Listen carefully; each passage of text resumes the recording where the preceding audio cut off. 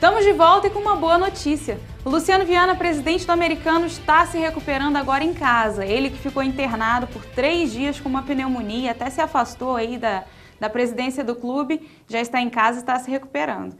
Pela Copa do Brasil, o Confiança, com 1 a menos, venceu o Flamengo lá em Aracaju. Resultado bem ruim para o Flamengo, né? Muito ruim. Eu dizia ontem aqui, o Fernando, eu acho que ele pensa a mesma coisa com relação ao time do Flamengo, que foi lá em Aracaju para tentar vencer por 2 ou mais gols de diferença, para evitar a partida de volta no Rio de Janeiro, e acabou perdendo o jogo. O outro time também com -1 desde os 3 minutos do primeiro tempo. Hein, Fernando? O Confiança tem uma equipe que já está junta há mais de 2 anos. Você acha que o Flamengo foi confiando muito? E a questão do entrosamento é importante. O futebol sergipano, ele não é olhado por nós que acompanhamos o futebol brasileiro com tanta confiança. Exatamente. Mas o Confiança mostrou hoje, que está realmente bem estruturado e o Flamengo não teve competência para conseguir um bom resultado, porque você enfrentar um time, mesmo tendo um bom entrosamento, mas você ter a vantagem numérica desde o início da partida e você não conseguir transformar em gols as chances criadas, é uma prova de que o futebol do Rio precisa realmente de muitas mudanças. Nós falamos sobre a situação do Vasco quando conquistou o campeonato estadual do ano passado e no mesmo ano foi rebaixado na disputa do Campeonato Brasileiro, dando exemplo do que é o futebol do Rio de Janeiro. Exatamente. Precisa de mais organização, de montar times mais consistentes. Se badala muito determinados jogadores, mas a gente não vê isso quando há confrontos contra times de outros estados. Fala. Fala, Amandinha. A gente vive se atropelando, Fernandinho, é assim mesmo. Não, eu ia falar do Botafogo. A gente vê o nosso futebol carioca, claro, a gente não pode destacar. E também o Campeonato Brasileiro que vem aí pela frente é muito diferente do Campeonato Estadual. Mas, porém, contudo, todavia, quem sabe, minha avó dizia isso, o Botafogo ele vem fazendo uma grande campanha e com um time muito jovem. Será que não é essa a receita, de repente, para a gente melhorar o futebol carioca? A gente olhar com mais carinho para a nossa base, para os garotos que nascem no clube, que jogam de verdade por amor à camisa?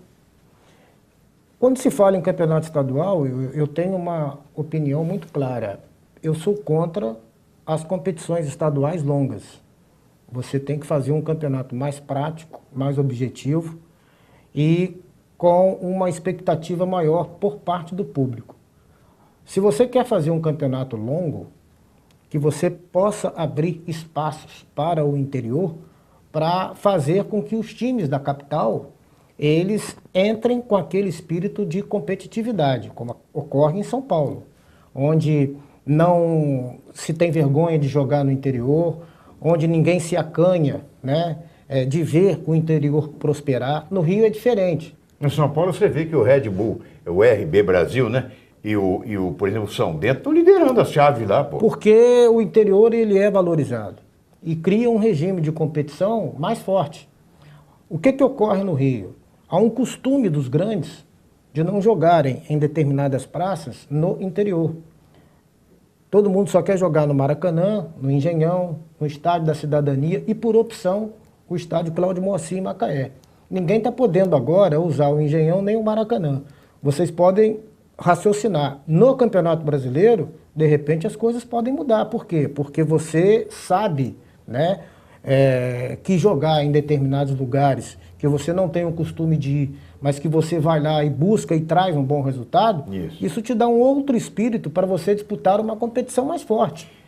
Você sabe, Amanda, inclusive, Fernando falou a diferença do Rio para São Paulo, você sabe que a Federação Paulista de Futebol, muitas vezes, ajuda os clubes do interior. Ajuda, mas pede prestação de contas. Pede prestação de contas. Se no interior quer contratar um bom jogador, contratar jogadores. Tem que fazer um balanço quando a competição termina, ou não sei se alguns dias antes dela ser concluída, mas tem que prestar conta para poder, na competição posterior, receber o mesmo apoio que foi dado antes do campeonato começar. Mas, Luiz, me diz uma coisa. O interior do estado do Rio tem estrutura para receber um jogo de futebol? Porque se a gente parar para olhar na nossa cidade, a gente não tem um estádio, por exemplo, se digamos que suba agora o Americano, ou o Goitacás, ou o Roxinho, a gente não tem um estádio para receber um jogo de futebol da Série A. O estádio... Será que não é isso? Não, o estádio que o Americano... Esse ano, né?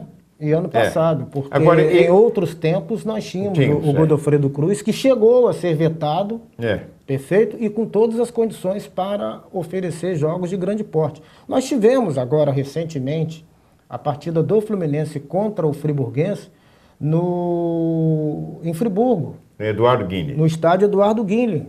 Não houve nenhum tipo de problema. E para quem se lembra, o Godofredo Cruz era bem maior do que o estádio Eduardo Guinle. Exatamente, A questão da segurança vai muito pela estrutura que a própria federação monta com o seu corpo técnico, coadjuvado pela polícia militar, que determina o número de seu efetivo da corporação para poder dar a garantia ao público de não haver nenhum tipo de problema.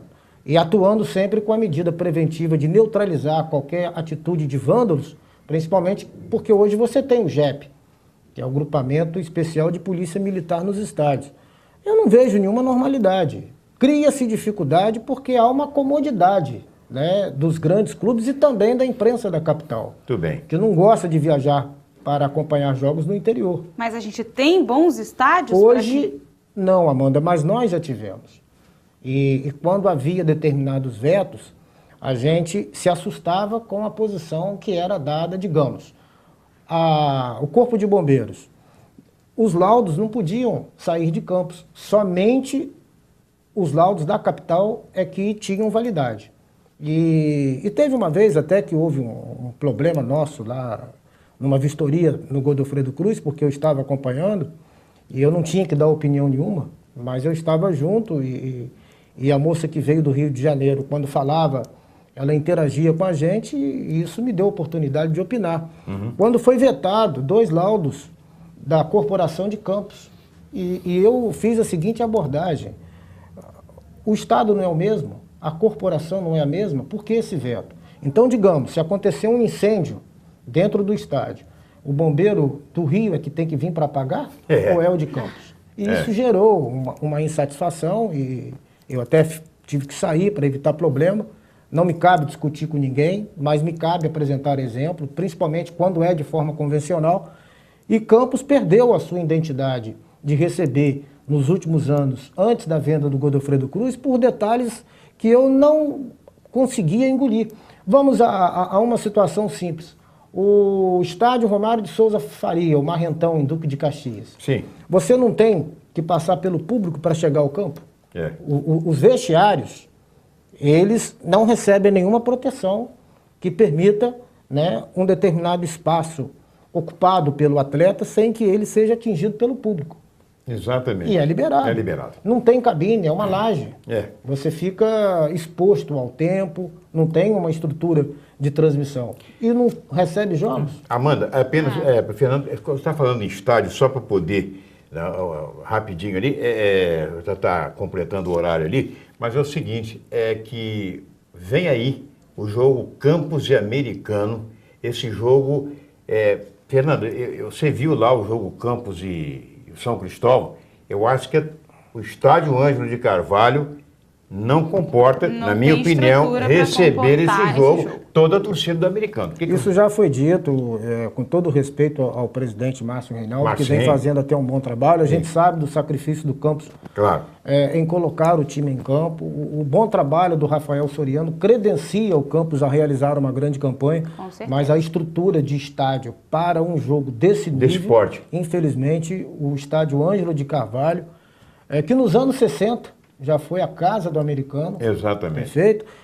Mas, infelizmente, o estádio hoje não reúne condição de receber um jogo entre Campos e Americano, principalmente porque nós temos hoje uma população mais numerosa. Nós temos o Americano renovando e renovando bem a sua massa torcedora, eu não vejo nenhuma condição desse jogo ser disputado no estádio Ângelo de Carvalho. Muito bem. Alguma possibilidade do jogo não ser disputado lá? Ninguém ainda entrou com nenhum documento, não houve ainda nenhum ofício com relação ao fato de não ser lá.